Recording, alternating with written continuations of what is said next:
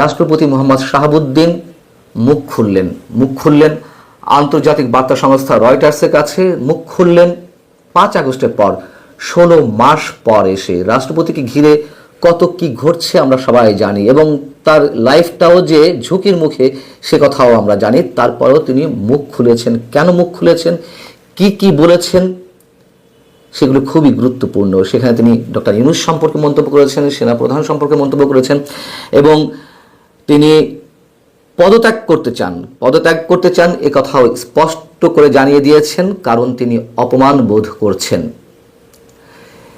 বৃহস্পতিবার হোয়াটসঅ্যাপের মাধ্যমে বঙ্গভবন থেকে আন্তর্জাতিক বার্তা সংস্থা রয়টার্সকে একটি সাক্ষাৎকার তিনি দিয়েছেন, এবং সেখানে তিনি স্পষ্ট করে জানিয়ে দিয়েছেন, আমি বিদায় নিতে আগ্রহী, আমি এখান থেকে চলে যেতে চাই। তবে তিনি বলতে চাইছেন যে এখনই তিনি পদত্যাগ করতে চাইছেন না, খুব শিগগিরই পদত্যাগ করবেন। কখন করবেন তিনি বলছেন যে শুধুমাত্র সাংবিধানিক বাধ্যবাধকতার কারণে এখনই পদত্যাগ করছি না, নির্বাচন না হওয়া পর্যন্ত আমাকে দায়িত্ব পালন করতে হবে, সাংবিধানিকভাবে রাষ্ট্রপতি হিসেবে দায়িত্ব রয়েছে বলেই আমি এই অবস্থানে আছি।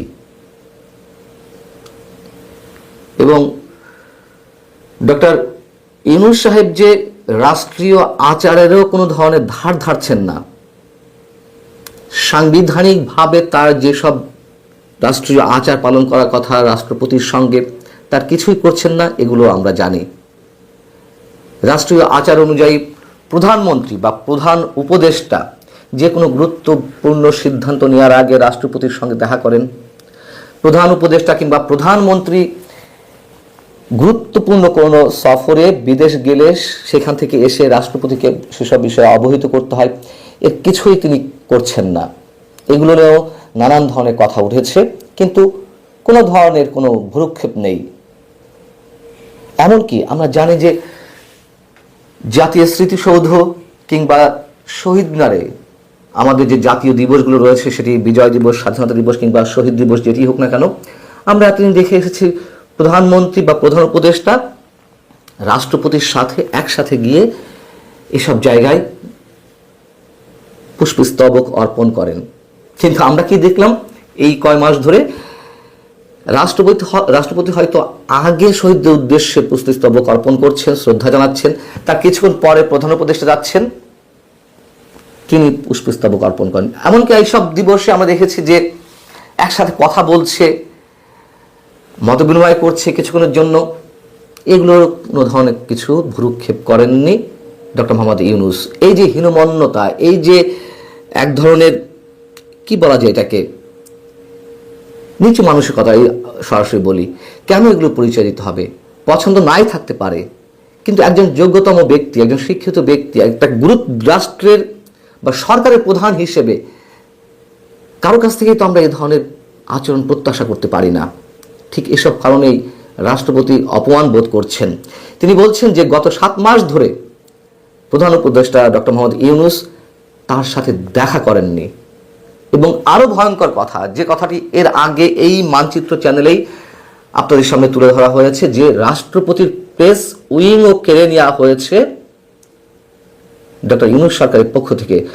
রাষ্ট্রপতির প্রেস উইং থাকবে না, রাষ্ট্রপতির যে কার্যাবলী, গুরুত্বপূর্ণ কার্যাবলী বা বিভিন্ন আচার অনুষ্ঠান, এগুলো সম্বন্ধে গণমাধ্যমকে ব্রিফ করার মতন কোনো প্রেস উইং তার নেই। এটি কল্পনা করা যেতে পারে? রাষ্ট্রপতির জীবন ঝুঁকির মুখে, সে কথা আমরা জানি, কিন্তু এই যে বিষয়গুলো, যেই ফর্মাল যেই বিষয়গুলো, সেইগুলো কেন থাকবে না? তিনি বলছেন যে সেপ্টেম্বরে বিশ্বজুড়ে বাংলাদেশি মিশনগুলোতে বা দূতাবাসগুলো থেকে তার ছবিগুলো সরিয়ে নেওয়া হয়েছে, নামিয়ে ফেলা হয়েছে। এটা নিয়ে অনেক কিছু হয়েছে আমরা জানি, যদিও সরকারের পক্ষ থেকে দাবি করা হয়েছিল না, এই ধরনের কোনো নির্দেশনা দেওয়া হয়নি। নির্দেশনা না দেওয়া হলেও যদি সরকারের কথাই আমরা সত্যি সত্যি ধরে নিই, রাষ্ট্রপতি কিন্তু চিঠি দিয়েছিলেন যে কেন এটি করা হলো। বিদেশি মিশনগুলোতে আমরা সবাই জানি যে সরকার প্রধানেরও ছবি থাকে না, থাকে হচ্ছে রাষ্ট্রপ্রধানের ছবি। বাংলাদেশের ক্ষেত্রে সেখানে এতই হীনমন্যতা যে কেন রাষ্ট্রপতির ছবি থাকবে, কেন আমার ছবি নয়, এমন একটা মানসিকতা তিনি তুলে ধরলেন। ডক্টর ইউনূস সাহেবের কথা বলছি। তো সে সম্পর্কেও তিনি রাষ্ট্রপতি রয়টার্সের কাছে খোলামেলা কথা বলেছেন।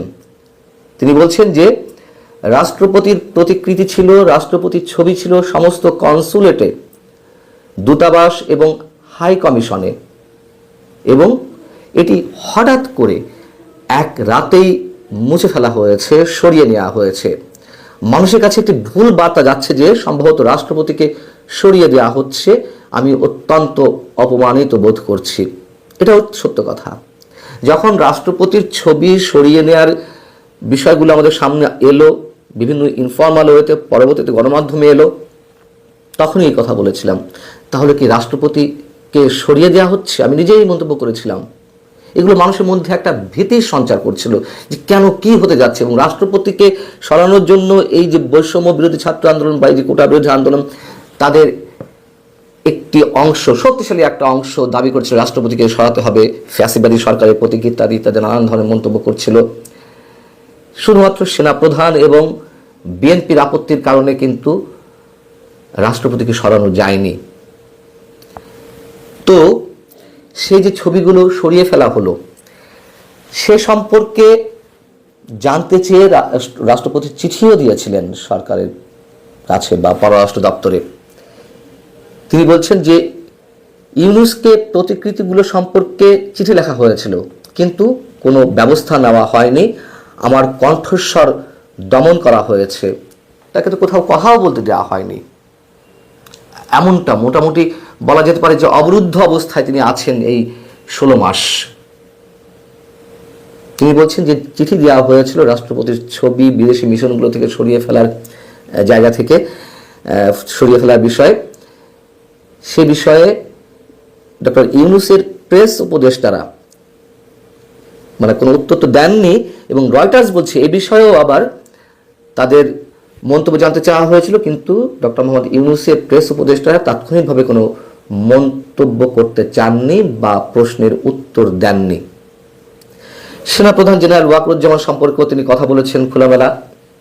রাষ্ট্রপতি বলছেন যে সেনাপ্রধান জেনারেল ওয়াকারুজ্জামানের সাথে তার নিয়মিত যোগাযোগ রয়েছে এবং জেনারেল ওয়াকারের বাহিনী অর্থাৎ সেনাবাহিনী 2024 সালের আগস্টে শেখ হাসিনার বিরুদ্ধে প্রাণঘাতী বিক্ষোভের সময় একপাশে দাঁড়িয়েছিল, যা এই প্রবীণ রাজনীতিকের ভাগ্য নির্ধারণ করেছিল।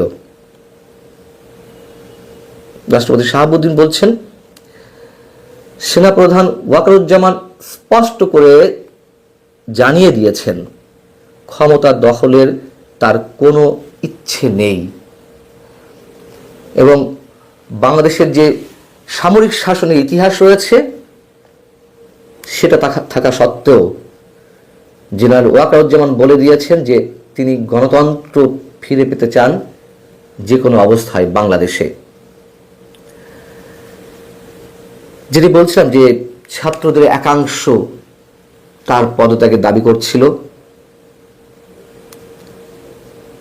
কিন্তু কোনো রাজনৈতিক দল তার পদত্যাগ দাবি করেনি। বিএনপি সহ আরও যেসব রাজনৈতিক দল রয়েছে সে প্রসঙ্গে তিনি বলছেন, যদিও কিছু ছাত্র বিক্ষোভকারী প্রাথমিকভাবে আমাকে পদত্যাগের দাবি জানিয়েছিল, কিন্তু কোনো রাজনৈতিক দলই তাতে ভ্রুক্ষেপ করেনি। তিনি এই কথার দ্বারা কি প্রমাণ করতে চাইলেন? যে একটা ক্ষুদ্র অথচ শক্তিশালী গোষ্ঠীর কাছে ডক্টর ইউনূস জিম্মি হয়ে আছেন, এই প্রশ্নটি করতে চেয়েছেন, নাকি ডক্টর মোহাম্মদ ইউনূসের নেতৃত্বেই এই যে ক্ষুদ্র শক্তিশালী অংশটা চলছে? অথবা তিনি কি বোঝাতে চেয়েছেন যে এই ক্ষুদ্র শক্তিশালী অংশের মাধ্যমেই বাংলাদেশে যা ইচ্ছে তাই করা হচ্ছিল? শেখ হাসিনার সঙ্গে যোগাযোগ হয় কিনা সে প্রসঙ্গেও রয়টার্স সরাসরি জানতে চেয়েছিল যে আপনার সঙ্গে বাংলাদেশ থেকে চলে যাওয়া ভারতে আশ্রয় নেওয়া সাবেক প্রধানমন্ত্রী শেখ হাসিনার সঙ্গে যোগাযোগ হয় কিনা, কিন্তু রাষ্ট্রপতি শাহাবুদ্দিন তিনি এই প্রশ্নটি এড়িয়ে গেছেন। প্রথমেই যে মন্তব্যটি দিয়ে আমি শুরু করলাম, যেদিন বাংলাদেশের আগামী নির্বাচন নিয়ে অবশ্যই সেই নির্বাচনটি যে প্রক্রিয়া হতে যাচ্ছে অবশ্যই বিতর্কিত নির্বাচন, অংশগ্রহণমূলক নির্বাচন, তো আর বলার কোনো স্কোপ নেই। যেহেতু আওয়ামী লীগ থাকছে না, আওয়ামী লীগের জোটভুক্ত অনেক রাজনৈতিক দল থাকছে না, যাই হোক সেই ধরনের একটি নির্বাচনের তফসিল ঘোষণা করা হলো। সেই দিনই আন্তর্জাতিক বার্তা সংস্থার কাছে রাষ্ট্রপতি শাহাবুদ্দিন সাহেবের এই মন্তব্যগুলো, খোলামেলা এই কথাগুলো বলা অবশ্যই অনেক কিছু ইঙ্গিত বহন করে।